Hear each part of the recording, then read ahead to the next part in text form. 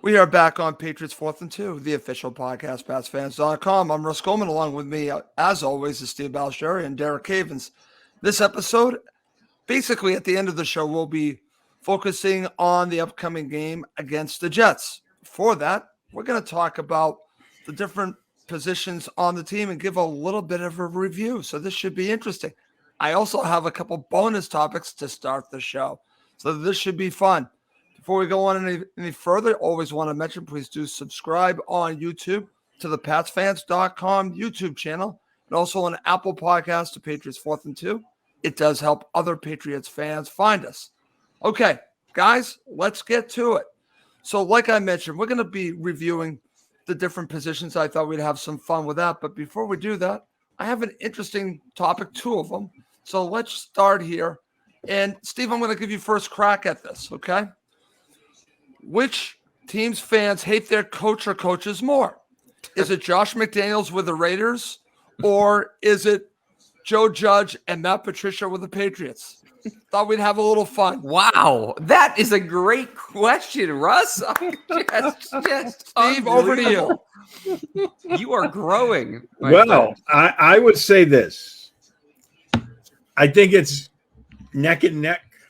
And we might need absentee voting that'll take 3 or 4 days. Okay. But I'm still going to stick with Joe Judge and Matt Patricia. Okay. I think it's close, though. I think it's very Go on close. Twitter. I think it's very close. Yeah. Okay. So you're going to go with Judge and Patricia. I'm going to go to you, Derek. Your thoughts on this? Wow. Right off the bat, Derek. How about that? Russ, I'm not kidding you. In the 10 years we have done the show, I think I've never been proud of you more than this moment. Oh, God. That is an amazing question, and I love the hate behind it. I will go with the Raiders, but it's like Steve said, it's neck and neck. I mean, it's the governor race in Arizona. It's down to the last few. I will say for the Raiders side, briefly, I know we're not a Raiders show. For the Raiders side, I think the expectations for that team were just through the roof because they were right in the, kind of the thick of things last year. And then they added Devontae Adams. And I think people just overlooked the defense and that whole issue. And hey, I mean, they have lost 3 17-point leads this season alone. I mean, we're halfway through the year, and that's just brutal. And I thought Derek Carr at the podium the other day, I thought he just sounded like a man that was just like dejected, and he was calling out his teammates. I mean, that's a really – I know Mark Davis already came out and kind of backed Josh for next year, but that's a really tough situation he's already in. I think if Brandon Ziegler wasn't tied to Josh McDaniels, this might be a one-and-done thing. On the flip side, I think Patriots fans – have been upset about the Matt Patricia and Joe Judge thing from the beginning. And I do think that they don't like, I would say that I don't want to speak for every Patriots fan, but I think that a lot of fans aren't happy with Matt Patricia or Joe Judge. But I think at the same time, I would say that, is it the biggest problem on the team? No. I think there's a lot of issues. They're towards the top, but it's not like people are looking at Josh McDaniels and going like, kind of like wringing his neck. So I would say the Raiders by a hair. Okay. So I'm going to share a couple comments and Yeah, a follow-up from Chris, which is a good one, all right? Yeah, Raiders, easy I answer. like his follow-up better. Here we go. As a follow-up, why do Patriots assistants struggle as head coaches? Fantastic question. Steve, I'll give you first crack at this. I think that they're – they grew up working with Belichick, and they grew up as coaches. I mean, right.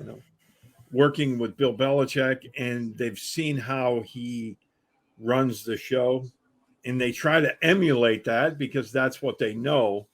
And it's not really effective for them because they're trying to emulate him instead of trying to be themselves and go forward.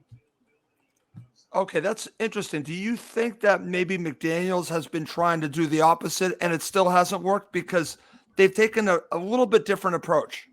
Yes. I think Josh He tried to do that the first time. It failed miserably after a nice start.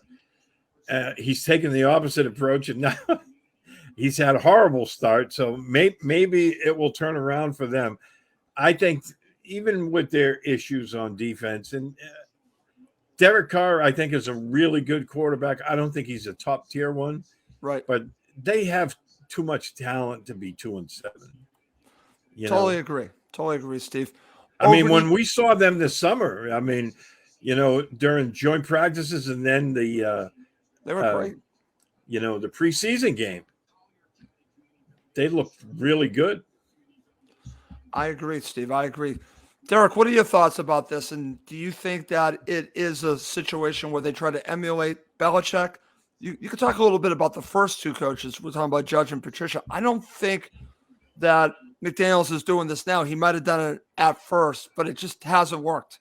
And like you mentioned, a lot of talent there, but it just hasn't worked. For Matt and Joe, I think their issues were they came in with like this really thick-headedness, just really just no nonsense. Like they came, how Bill can be kind of an asshole sometimes. And I think Joe Judge and Matt Patricia, like in their opening press conference, I thought they did that. Joe Judge is going up there like, we're gonna, have a team that represents the city of New York, and Matt Patricia's, asking reporters to sit up in their chair when they're asking questions. It's like, Jesus, guys, come, it's like they expected and demanded respect without ever earning it. Where Josh, I'm not really sure, and I think things could even out on the backside for him, but I'm not really sure exactly what the problem is from his standpoint, to be honest. I think sometimes coaches who fail as head coaches, and this isn't just Patriots assistants, but I think it's just a problem because it's a hard thing to do because It takes humility, is delegating. And I think sometimes people don't know how to delegate when they move up. So you try to do too much, and you have to have that humility to know, hey, yeah, I am the head coach, and there's a lot of decisions to make, and I'm really good, let's say, on the offense. So defensively, I need to delegate and trust 2 or 3 people to handle some roles on that side of the ball. And I don't think enough coaches do that. And I think a lot of Patriots assistants fail because of coming in, demanding respect without earning it, because they saw someone above them who got all the respect, and they didn't know how to delegate. Those would be my two answers. That's actually really good there, Derek. Steve, before we move on, your thoughts on what Derek shared there? I think those are all great points. Okay, good stuff. All right, guys, let's move on. And we're going to talk about a topic we talked about to preview the season, actually, to preview the Dolphins game. So, guys, let's go back to it. Do you guys still think Josh Allen is an MVP candidate? Now, if you look at his statistics, he already has 10 interceptions, which is kind of high. It's kind of high for right now. I was checking out his stats, and Josh Allen, when I just said I thought he might take a step back without having that coach with him, I'm not saying that he has, but I think he has a little bit of Brett Favre in him, maybe even more than a little bit. Derek, is he still an MVP candidate? Absolutely, he is. And okay. I think that a lot of people have been. I've noticed after this Vikings win, which was, by the way, a phenomenal football game. just Vikings Bills on Sunday was such a good game. It was just tremendous, but great drama. But anyway, I think that after this game, I've heard this, Russ, a couple of times from a couple of different media members nationally, and I'll just say this: I feel like that his elbow is clearly hurting him, but the problems right now are in his head. He's trying to make too many things happen, and they're physically, from a physically gifted perspective. I didn't watch Elway a ton. I was very young when I remember him playing. I don't remember seeing a quarterback as physically gifted as Josh Allen. I don't. Okay. Now we'll see. I mean, he has to. To your question, Russ. We'll see if he can eliminate those Brett Favre-like mistakes, because he can't. Right? He's turning the ball over too much. He's also since 2019 he's never won an overtime game. Which, it's one of those stats, 0-4, maybe it's nothing, maybe it's something, but at the end of the day, the results are the results, right? So something to think about there. I just think that for Josh, there's a lot going on in his head. And the last thing I'll say about the Bills is they were, by many, the Super Bowl favorites coming into the season. And pressure changes things for some teams. Some teams play better with it. Some teams play worse with it. And some teams know how to win and some teams don't. And I think, a lot of people are talking about the Chiefs and Bills as the best two teams in the AFC. Well, I think Patrick Mahomes and Andy Reid, I think they know how to win. They've done it. Josh Allen and Sean McDermott, I'm not sure they do. And that whole Bills team.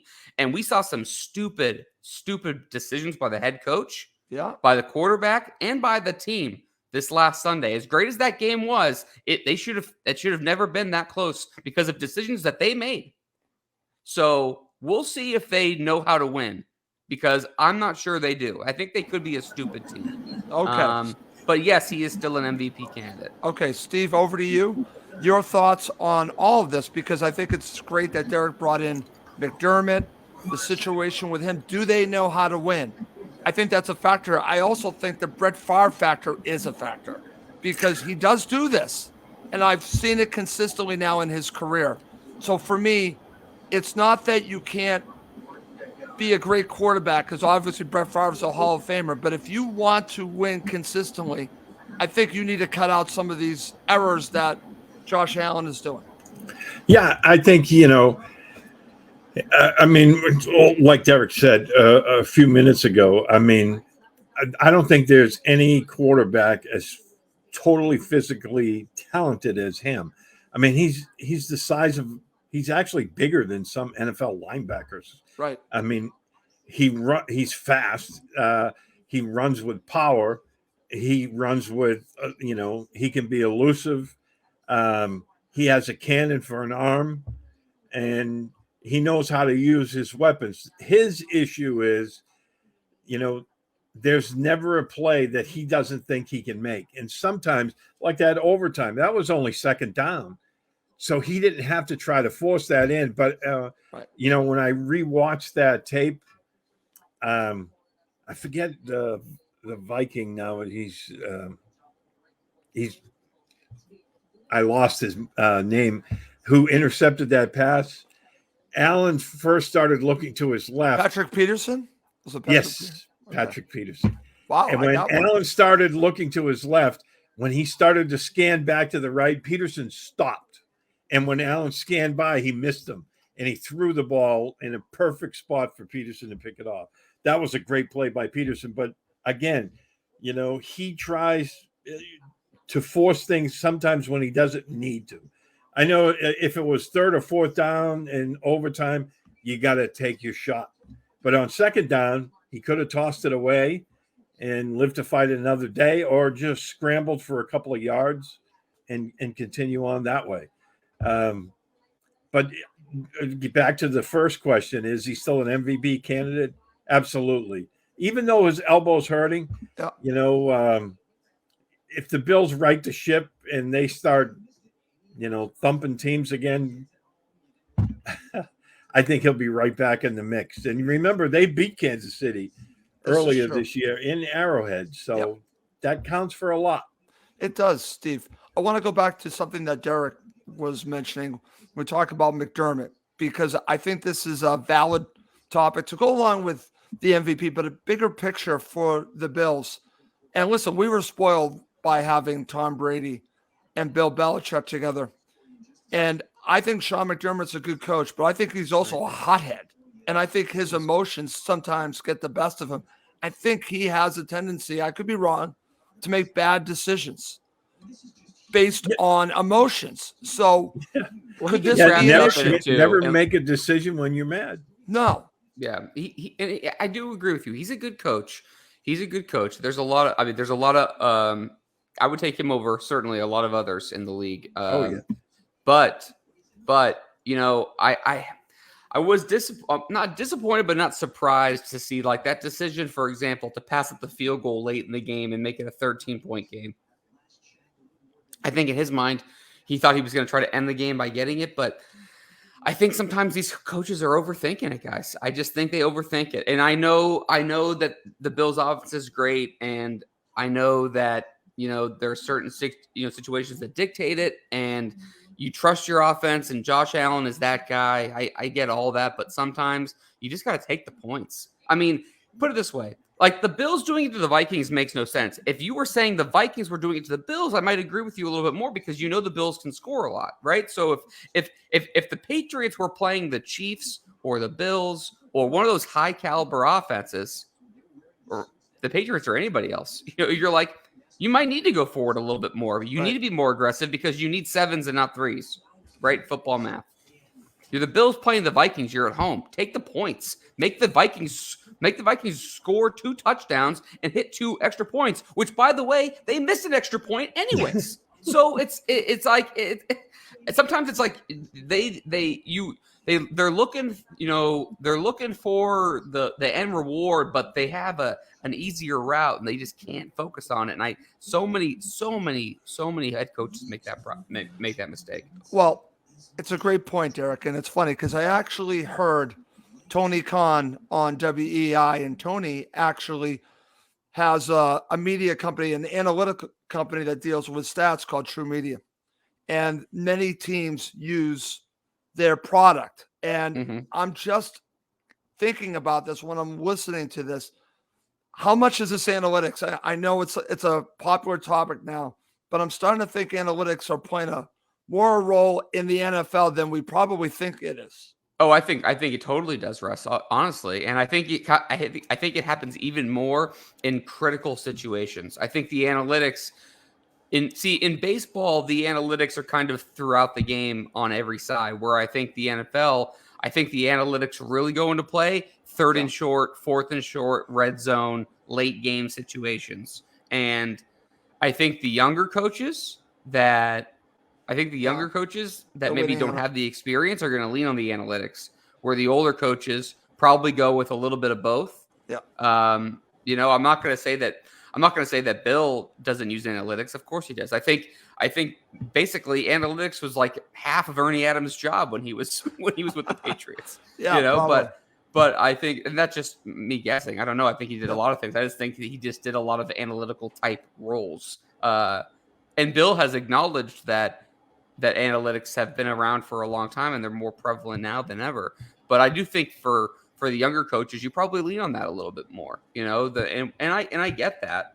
I just think sometimes, even if, they say, all right, Bills, you have a 87% chance to win the game if you get the first down here, and you have a 66% chance of making it, hypothetically. Yeah. I would still argue, okay, well, you're going to take an easy 3 and do exactly what I just said a second ago. Make the team do the work. You're at home. You have a good defense. You have a good quarterback. You're at home. Make them do the work. Don't put yours. Yeah, it'd be nice to end the game, but you don't have to do it right now. It's like the teams that go for the 2-point conversion early.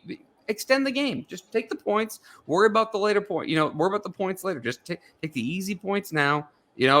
Sometimes the coaches fight themselves. I don't know. Didn't expect the rant to go that way, guys, but that's how it happens. That's okay. Good stuff. All right. For time's sake, just because this could take us a while, I do want to look at and review and grade many positions, but we're going to kind of do it a little rapid fire. So I'm going to go back and forth with you guys. So, Steve, I'm going to give you first crack at the quarterbacks, okay? Let's not spend too much time. I want you to grade the quarterback so far for the Patriots. That includes Bailey Zappi, by the way. Overall, this group, give a grade A to F. Well, it's funny you mentioned that because I did that on Sunday. I gave the quarterbacks a C. A C. I think all of them had their good and bad moments. But it's really tough to accurately grade some of your skill position players. That includes your quarterbacks, running backs, and wide receivers with the state of the offensive line. But I did say, with Mac Jones, you look at the big picture of things. They installed a new offense this year, and it wasn't working through training camp, preseason, and they still went with it. They have a new offensive coordinator. They have a new play caller, and overall, the offensive line has been a mess. And, and then your play design has been very uncreative. So it's tough. But overall, I give them a C. It hasn't been an absolute train wreck, but it hasn't been good either. Okay.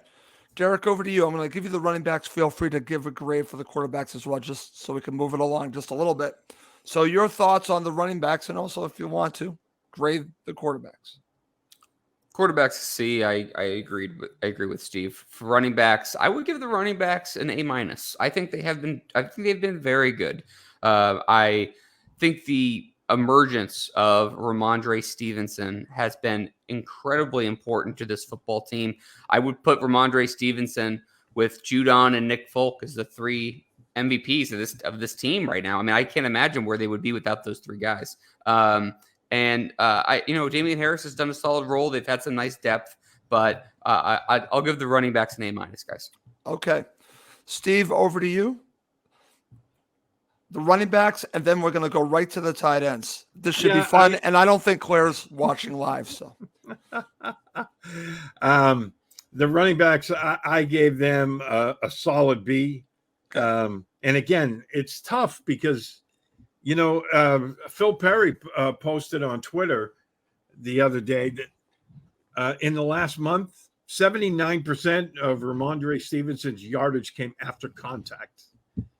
So that speaks really well of him, but it also speaks really badly of your offensive line, because he's getting hit far too often behind the line of scrimmage. So where would he be if they were blocking really well? I think, his numbers would skyrocket. Anyway, tight ends, C.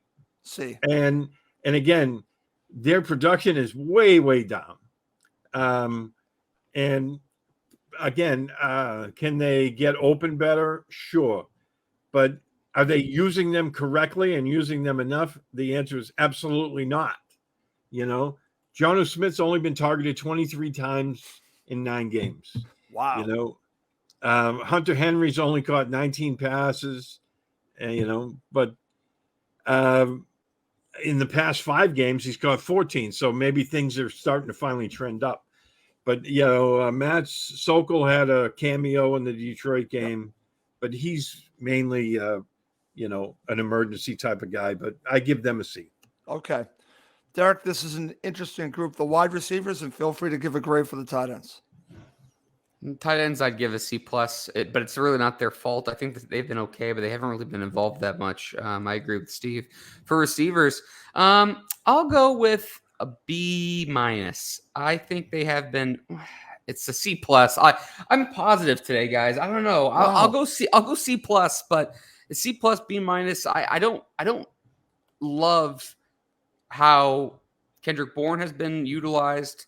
I don't think he's played well when he's been utilized, but I think that's also kind of rolled into just like the choppiness of his situation. Aguilar's been benched for Thornton, which on the surface sounds like a bad thing, but actually is a good thing. I don't think Thornton's really done that much, but I think it's nice to get him some valuable reps. And Jacoby Myers is really the savior of this unit, obviously. And Devontae Parker kind of is what he is. I have no problem with Devontae Parker on this team. I know he's not the same player he was. I think we all acknowledged that when he was brought into this team. But I think in a jump ball situation, a red zone situation, a sideline situation, he's made a little over 50% of those deep ball situations. He is that 50-50 guy.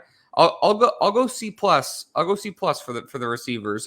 It could be better though. It needs to be better, but I do think, unfortunately, a lot of these offensive issues are kind of hand in hand, and they're part of the problem.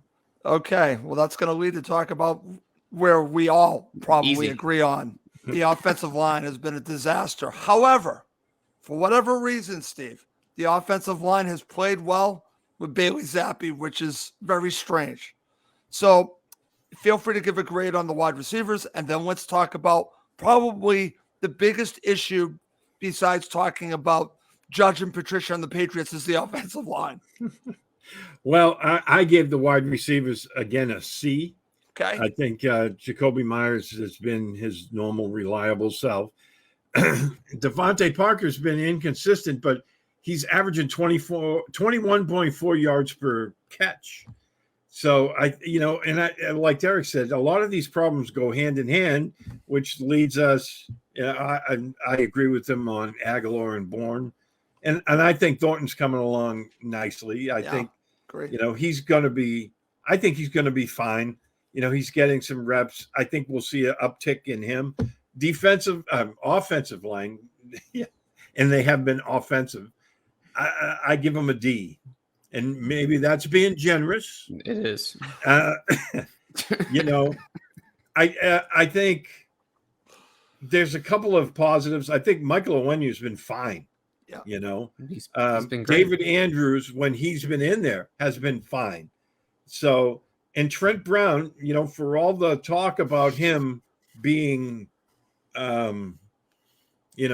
always injured, he's played every snap this year.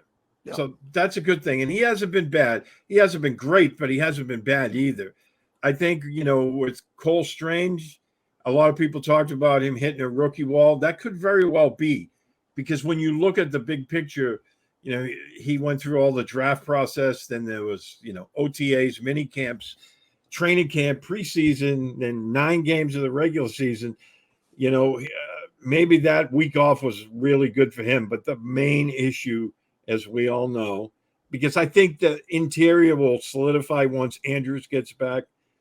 But the main issue is right tackle, which has been an absolute disaster. They started with Isaiah Wynn. He was benched for poor play. They brought back Marcus Cannon, who's still good again, with the run, but not against speed rushers. Then he's on IR.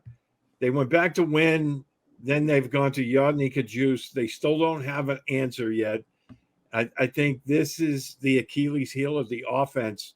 I think that, moving forward, if these guys don't pick up their play on the right side, you're going to have to leave a tight end in to at least chip on every down. Okay. Excellent stuff, Steve. All right. We're going to go to the other side of the ball. Don't worry, Derek. I'm going to give you your opportunity to share your thoughts on the offensive line, but I do want to focus on the defensive line.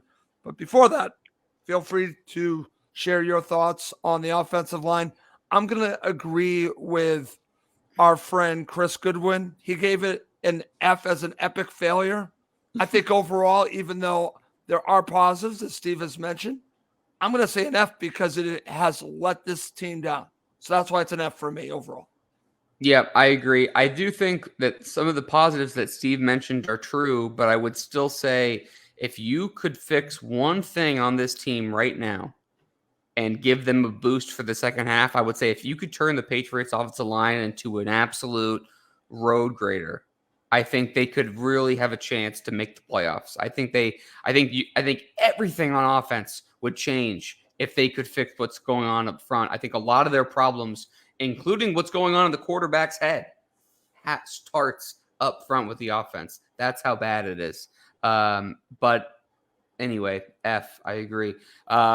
Defensive line, I'll go with B. I think it's been solid. I think that the emergence of Dietrich Wise has been one of the more, I won't say it's an underrated, but I think it's underappreciated in some aspects. I think people are talking about it, but to really see how much of an increase in playing time Dietrich Wise has taken a step up has been huge, especially when Lawrence Guy and Christian Barmore have missed a lot of time. They've still had guys come in and really play well, and they've had some guys kind of rotate in. I think the defensive line has been solid.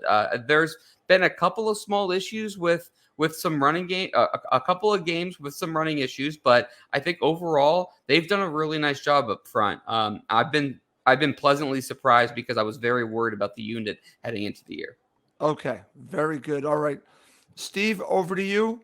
We're now going to go to the linebackers, but before we do, I want to get your thoughts on this defensive line. And just so you know, I'm just dropping off for just a second. I'll be right back, okay? Yep. Defensive line, I agree with you, Derek. I think it's a B. Dietrich Wise has been playing an incredible amount of snaps, and hopefully now that Barmore's back, they'll get him a little bit more rest in there, because I don't want to see what happened to Matthew Judon happen to him this year. I mean, he's played 461 snaps on defense and 71 on special teams. That's it for a 300-pound defensive lineman. That is incredible. But I think Barmore is a star in the making, and once they get him back, Lawrence Guy, they have a really solid front line. I think Devon Godchaw, he's turned his nice extension into some quality reps this season. But moving on to the linebackers, I give them an A-. I know a lot of people in sports media and some fans think they need an upgrade again. I think this linebacker group is really good. I think they're just kind of finding their feet. They're finding where guys fit. Obviously, Matthew Judon has been an absolute beast this year. He leads the NFL in sacks with 11.5. He's third in the league in quarterback pressures. He's got 3 passes defense, a forced fumble, and 10 tackles for loss. I mean, that's some really good stuff. Juwan Bentley, I think he's taken on the more of the Hightower role, and I think he's been good. And then, you have the more athletic guys, Raekwon McMillan, Mac Wilson. I think they're going to utilize them more, like when they start facing teams like the Bills, maybe Arizona, where you have quarterbacks that can fly. But overall, I think the linebackers have been really good. Jelani Tavai has been a pleasant surprise. Yeah, very interesting.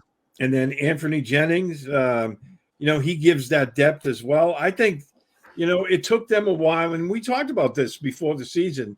If the linebackers struggled going with the new faces, we would live with that. And I think they've been a lot better than we envisioned. It just took them a little time to find, everyone's niche. And I think that might change from game to game, depending on who the opponent is. But I think they've been really good. Okay. I think they've been good too, Steve. But I would agree with everything that you just said. And Matt Judon deserves his flowers for sure. He probably isn't the front runner for Defensive Player of the Year, but he should be in the conversation. Absolutely. I think that I think the problem with the linebackers, and I don't really even have a problem with the A or A-, like right in that range. I think that grade is fair. I would still say that the middle linebacker position to me is still a little bit of a question. I think Mac Wilson and Raekwon McMillan have both been contributors, and the more I see from them, the more I believe they have a place on a team, but they are kind of the roles that they're in now, part-time players. And I think Juwan Bentley has taken an elevated step. But I do think that I would love to see another linebacker in the mix with a little more athleticism, and I athleticism without sacrificing the tackling ability, and that's a hard thing to find. There's not a lot of those guys in the league, but Mac Wilson, he's good, but he has been a liability in the run a couple times, and I would say the same for Raekwon McMillan, where Juwan Bentley plays the run really well, but really just gets a little stuck in the mud sometimes because he doesn't have the feet. So I'd love to have a nice little compliment to Juwan Bentley. That'd be my only thing, but I agree with everything else you said. Okay. Derek, let's move on to the secondary. And before we go on, I just want to say this. I want to give kudos to Scott Hansen. I don't know how he does red zone the entire time. And if you're wondering why I left, that's the reason. I don't understand how he does it. I don't know how he does it, because there are times where you need to drop off, and I don't know how he does it. But congratulations to Scott Hansen for doing such a wonderful job. That's all I'm going to say. All right. Secondary as a whole, we're doing cornerbacks and safeties? Yes, secondary as a whole.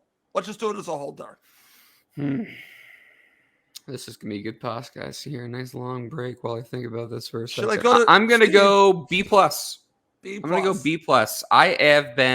I think the cornerback position has been something I have been pleasantly surprised with.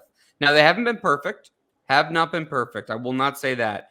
I think that the veterans have been fine. Jonathan Jones has been terrific for the balance. I mean, there are moments, of course, but he's been terrific for the balance. Jack Jones's emergence has been huge. I love how they get Marcus Jones involved, little by little. Okay. I think that Jalen Mills has been a little up and down, but for the most part, okay. And the safeties have been great. I think Devin McCourty is playing better this year than he did last year. I think Adrian Phillips is another guy who maybe isn't underrated. I don't think he's underrated by Patriots fans. I think Adrian Phillips is underrated by a lot of NFL, like a lot of other NFL fans. But I think he's still underappreciated by Patriots fans because the guy is just everywhere. I mean, he is awesome. And Kyle Duggar has been terrific when he's been on the field. Jabril Peppers, the Patriots play more four safety looks than anybody in the NFL at 31%. They play a lot of four safety looks. And how can you blame them? I mean, the players are all playing well. You have to find roles for them, and they all do something a little bit different. And I think this is something that we all talked about for months before the season started. So I'm going to go with a B+. I think the secondary has been, honestly, a very pleasant surprise. Okay, Steve, we're going to end with you with a secondary. And yes, we will get a grade from you guys on the coaches. That should be fun. But yes, before we do that, let's go to secondary. I wrote on Sunday that the secondary was a B+.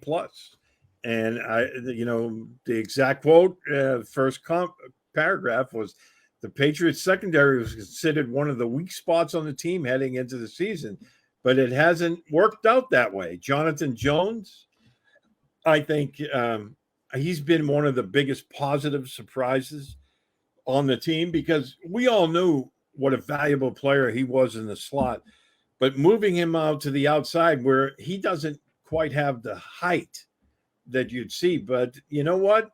He's been fantastic. And we all knew he was very athletic and fast. And he's playing like a number one shutdown corner. I'm not saying he is, but he's playing like that. He has a couple of interceptions, one of them for a pick six, and then, with his athleticism, he blocked a punt. So he's been fantastic. Jalen Mills, I think he's been fine.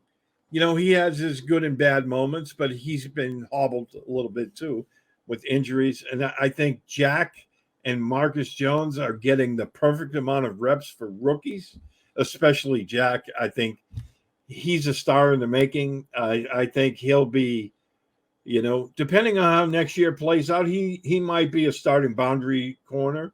I wouldn't mind seeing them put him in the slot since they play so much nickel anyway. You all know how I feel about Miles Bryant. The safeties have been excellent, I think. I mean, they have 5 guys who can play, which gives you a ton of versatility. And, you still have a developmental guy in Joshua Bledsoe. But, with all those guys, Kyle Duggar, Devin McCourty, Adrian Phillips, I mean, it goes on. And I think they're stacked at safety. It's still the deepest position on the team. And I think the secondary has been a source of strength for them this year when we were all concerned about it. Okay. Quickly, special teams, Steve, give a grade, and then I'll go to Derek because I want to end on the coaches. Yeah, I mean, I give them a B because Nick Folk has been,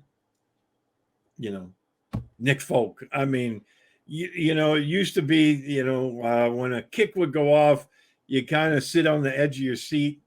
If it's 50 yards or in, I sit back and I was like, this one's in the bank. I mean, I don't worry about him at all. I think, Marcus Jones he's going to break one before this season is over because every week he has you leaning forward because he's making some great plays. We don't call Joe Cardona's name because he's been spot on. I think Brendan Schooler is going to be the next Matthew Slater. Slater's still playing well, but I really like what they have in him. The only downside this year has been Jake Bailey. I think he got a case of the yips because he has not been himself. Okay. All right, Derek.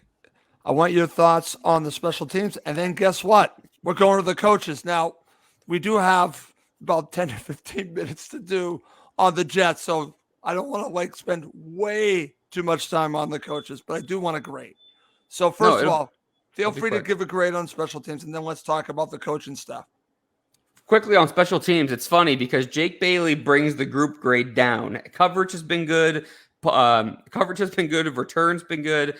Nick Folk's been unbelievable. By the way, Marcus Jones leading on a lot of statistics in the return game, despite not playing 3 games. He's a prophecy. I love it. I love to see it, mostly because we talked about him pre-draft, and I love to be right, and he's validating me, so I feel great about that. Nick Folk's been tremendous. Jake Bailey, honestly, we got to figure it out. He's the highest paid punter in the NFL, guys. And he had a 7-yard punt the other day. 7 yards. I could punt 7 yards. A lot of times people watch the NFL and be like, oh, I could do that. I could actually punt 7 yards. I promise. I promise everyone listening right now. In fact, I know I can do it. Okay. I've done it. I could too. All right. Anyways, okay. Coaches grade D. It's been terrible. Okay. Wow. We're going out hot and strong there. A D. Okay. It has been terrible. I think that Bill has been good for the most part. I think that Steve and Gerard have been good for the most part. I think on the offense, the coaching and the offensive line have submarined this team horribly. And it is really holding this team back in a lot of ways. I think they need some offensive direction. I think they need some ingenuity. There's not a lot of design. There's not a lot of creativity. It's just so bland on offense. And there's so many issues up front between the offensive line and then the coaching. I'm going to go D. It's probably a little harsh when you consider how well they've done on defense, but offense has been so bad that it's just really hard to overlook it, guys. Okay. Steve, did you give a grade for the coaches too? I did. Okay. I gave them a C because I think the defensive coaches have been just fine. In fact, my coach of the year for the Patriots at this point is anyone? Bueller? Mike Pellegrino. Okay. Secondary coach. Doing a great job. I mean, we were all worried about the secondary coming in. Those guys are playing really, really well. So I gave him top grade. I think the defensive coaches have been really good. I mean, we don't have much concerns defensively. It's all offensive. It is, Steve. Good stuff. Great job by the two of you breaking down and giving grades for all the positions, including giving a grade for the coaches. But coming up next, we're on to the Jets. Okay, guys, let's talk about the Jets. They're very interesting. I've been impressed with the Jets, except for the quarterback. It keeps coming back to the quarterback. I don't know if that's where you guys are going on this. I think the head coach has done a decent job, but whenever I watch the Jets, especially in the last game, I keep saying to myself, they're heading in the right direction, but the quarterback. Derek, thoughts on the Jets?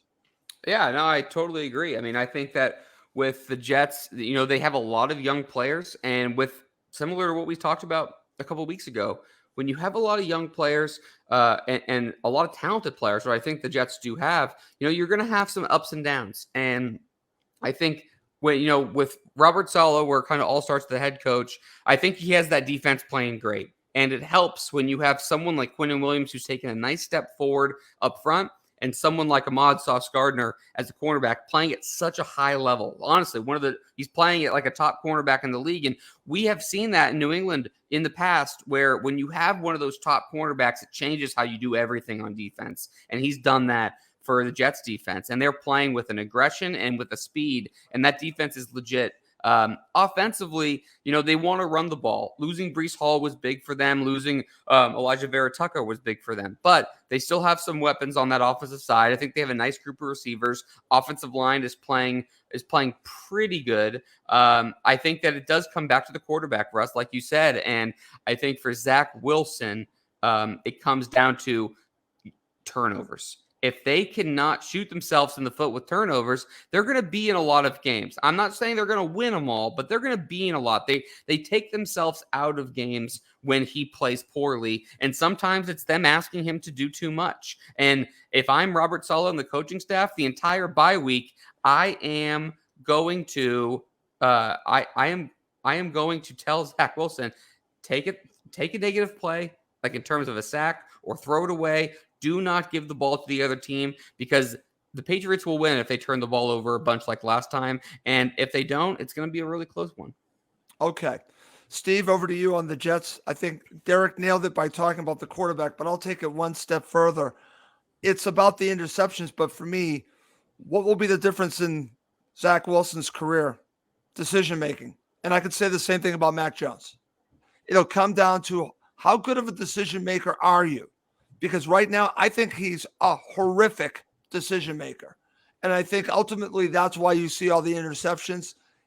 It's not a confidence, because you can be confident. It's being able to make the right decisions when you need to. And he does not. Nope. That's been his issue. And, part of that, I talked with Antoine Staley, our old buddy, who, is the beat writer for the Jets, now for the New York Daily News.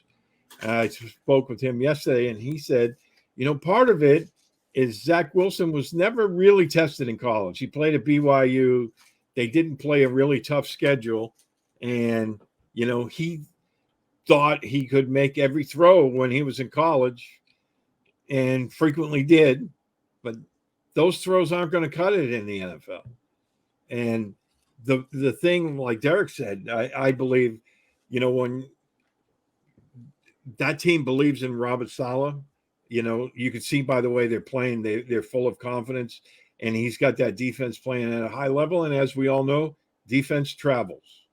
When you have a really good defense, that will keep you in a lot of games and give you a chance to pull that out. We saw, 2 weeks ago against the Bills. I mean, they held the Bills to 17 points. They're going on the road, I think, this week. But they're going on the road to New England. Defense travels, and what they have to do is be able to run the ball. And again, the last time the Patriots held them to 51 yards, they firmly planted the ball in Zach Wilson's hands. And again, decision making and some of the throws he made turned that game around. They did, Steve, and that's what it comes back to me with the Jets, because everyone's saying, well, the Jets are right there, and the Jets are headed in the right direction, but they'll only go as far as that quarterback is going to take them. And like I said, we could say the same thing about the Patriots.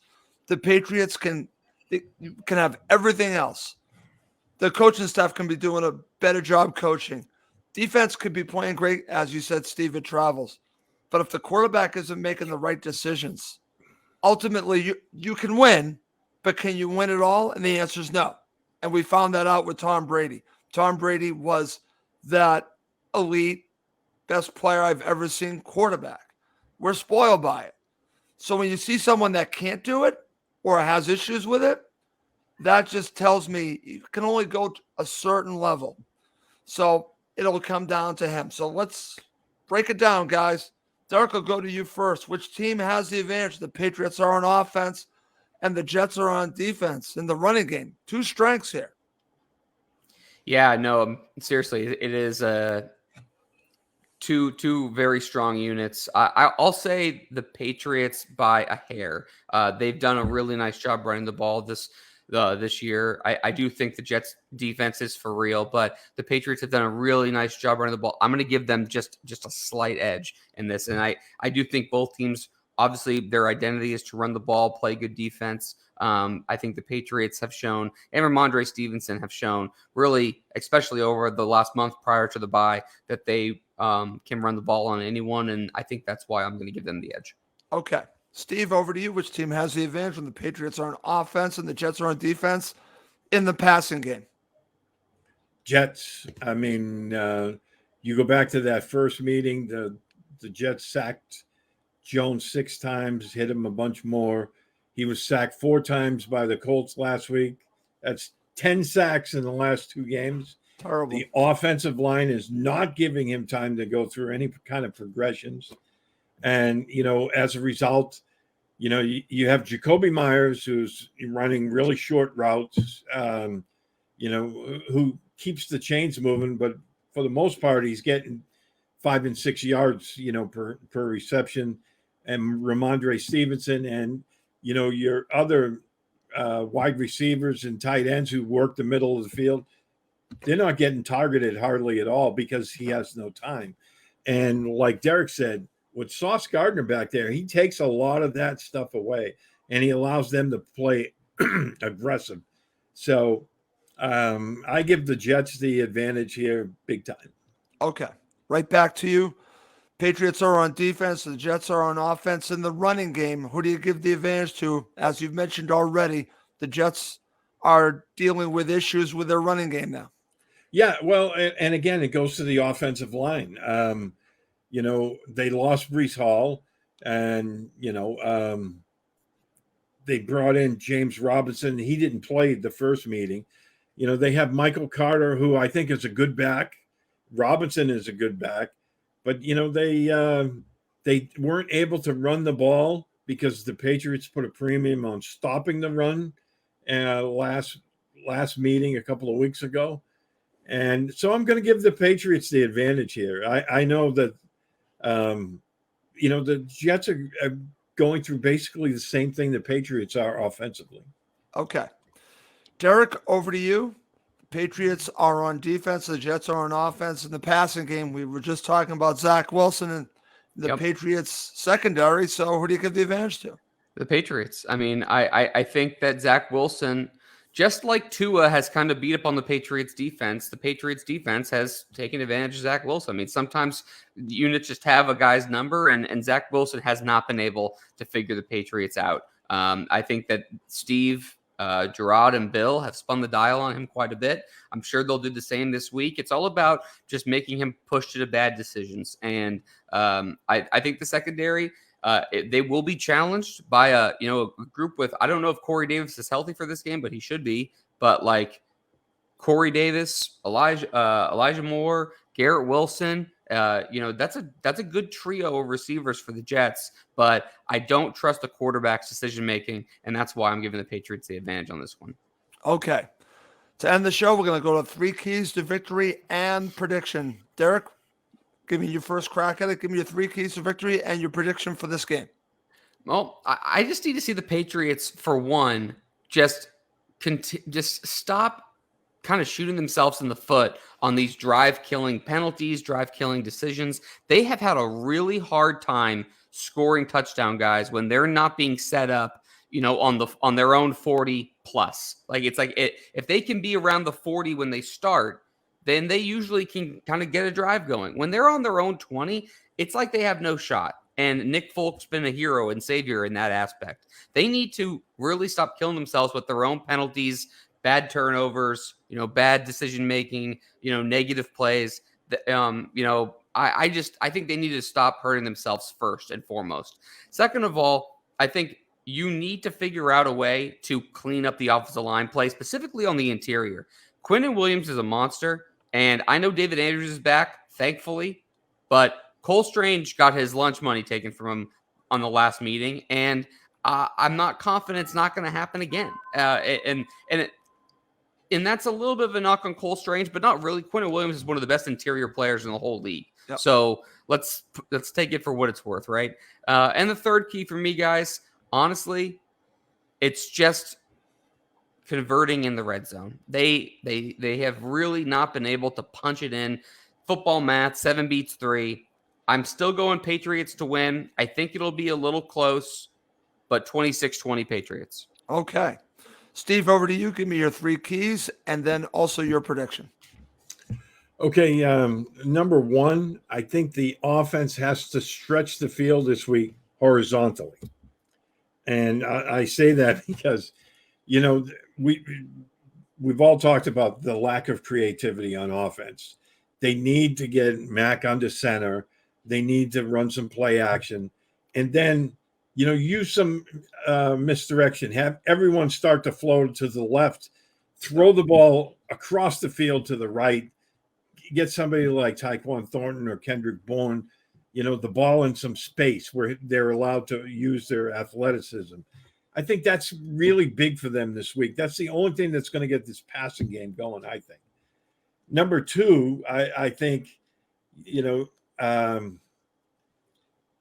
you have to force the ball once again into Zach Wilson's hands. He hasn't shown he can beat the Patriots yet. So stopping that running game, to me, is imperative. You can't let them have third and manageable. It has to be 3rd and 7, 3rd and 8 consistently. And that will force him into making mistakes, as we've seen him do many times. And, hopefully generating a couple more turnovers. And the third is, in the battle of the trenches, your offensive line has to be better than theirs. I mean, how many times, have we seen this? When the Patriots are able to run the football, it opens up a lot more avenues for them. The Jets are the same way. Their offensive line was terrible in the last game, especially in the second half, where Matthew Judon took the game over and made life miserable for Zach Wilson. And I think it has to be the same this time around. I know that, I had said earlier in the season that I thought the Patriots and Jets were going to split the season series this year. But since the Patriots kind of threw a monkey wrench into that by winning on the road, I'm going to give them a little bit of home field advantage, 2017. Wow. Very interesting. So you're both predicting a Patriots victory. I'm going to make it a 3. And actually predict them to win by 3. I'm going to say it's going to be 13-10. I think it's going to be very low scoring. So I'm going to say 13-10. I don't think the Patriots can score. And I think they're going to talk about the Patriots defense, Zach Wilson struggle. I see it again. I've watched it every single time. He has struggled. As Derek said, very good point by Derek. Look at the brain on Derek. Because for whatever reason, the Patriots have his number. They just do. Certain quarterbacks they do, certain quarterbacks they don't. Mobile quarterbacks they certainly don't. I think we can all agree on that. But Zach Wilson is different. If you're a bad decision maker, that goes right into the Patriots' hands. 13-10 Pats. All right. Good show, guys. Very good show. Before we go, I do want to mention, as always, please do subscribe on YouTube and also on Apple Podcasts on YouTube. Ian Logue, who is the owner and king man of PatsFans.com. He is the head of PatsFans.com. Puts a lot of effort putting these videos up. So please do subscribe on YouTube so you can watch us on YouTube. You can see Derek smiling. That's always a plus for me. So I like Chris's 3 keys to victory. 3 keys to victory. Should I mention that before we go, guys? Pop it up there. I think that's great. Okay. All right. Before we go, from Steve Balsherry has a little request. 3 keys to victory. Fire Matt Patricia. Fire Matt Patricia. See if Joe Judge can call plays. Spoiler alert. You can't. By the way, oh my gosh, we didn't even talk about the Devin McCourty thing. Tell me you guys heard this.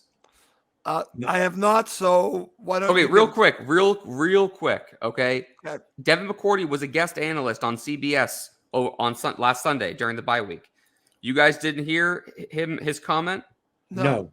He's talking. They asked him about the Giants. He said, "I spoke to Xavier McKinney over the weekend. Giant safety, came from Alabama." Okay. He said, basically, I'm paraphrasing here very strongly. He basically said that, Dayball, Yep. is doing a great job for the Giants. It's fun. It's easy. It's loose. Not like it was with Joe Judge.